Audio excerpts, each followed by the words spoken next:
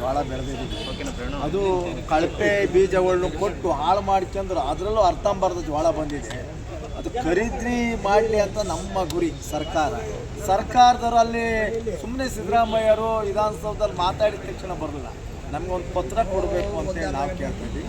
ಎಲ್ಲ ಕಡೆಯಲ್ಲೂ ಖರೀದಿ ಕೇಂದ್ರ ತೆಗೀರಿ ಅಂತ ಹೇಳ್ಬಿಟ್ಟು ಇವತ್ತು ಒತ್ತಾಯ ಮಾಡ್ತಾಯಿದ್ದೀವಿ ಹಾಸನ ಜಿಲ್ಲೆ. ಯಾಕಂದರೆ ತೆಗಿಲಿಲ್ಲ ಅಂದರೆ KMF ಏನಿದೆ ಆ ಜೋಳ ಅರ್ಜೆಂಟಾಗಿ ಎಲ್ಲ ತುಂಬಿಸ್ತಾ ಇದ್ದಾರೆ. ಅದು ಹೊರಗಡೆಯಿಂದ, ಇಲ್ಲೇದಲ್ಲ. ಹಾಸನ ಜಿಲ್ಲೆ ರೈತರು ತಗೊಂಡ್ರೆ ಬೇಕಾದಷ್ಟು ಆಗುತ್ತೆ. ಅವ್ರು ಇಲ್ಲೇದು ಖರೀದಿ ಮಾಡ್ತಾ ಇಲ್ಲ, ಎಲ್ಲ ಹೊರಗಡೆದು. ಹೊರಗಡೆ ಅಂದ್ರೆ ಬೇರೆ ಬೇರೆ ದೇಶದ್ದು, ನಮ್ಮ ದೇಶದ್ದು ಅಲ್ಲ. ಹಾಸನ ಇದಕ್ಕೆ ಬಂದಿದೆ KMF ಇದಕ್ಕೆ. ನೀವು ಹಗಲು ರಾತ್ರಿ ಬಿಡುವಿಲ್ದೇ ಅನ್ಲೋಡ್ ಮಾಡ್ತಾ ಇದ್ದಾರೆ. ಅದು ದಯವಿಟ್ಟು ತಾವು ನಮ್ಮ ರೈತರಿಗೆ ಇಲ್ಲಕ್ಕೆ ಇಲ್ಲ ಸ್ವಾಮಿ. ಯಾರು ಬೇಕಾದ್ರೂ ಕೇಳಿ. ಅದಕ್ಕೊಬ್ಬರು ಅಧ್ಯಕ್ಷರಿದ್ದಾರೆ, ಅಧ್ಯಕ್ಷರೆಲ್ಲ ಬಾಯಿ ಬಿಡ್ಬೇಕಲ್ಲ, ಅವರು ಬಿಡ್ತಾ ಇಲ್ಲ, ಬಾಯಿ ಬಿಡ್ತಾ ಇಲ್ಲ. ಯಾಕಂದ್ರೆ ಕಮಿಷನ್ ಬೇಕು.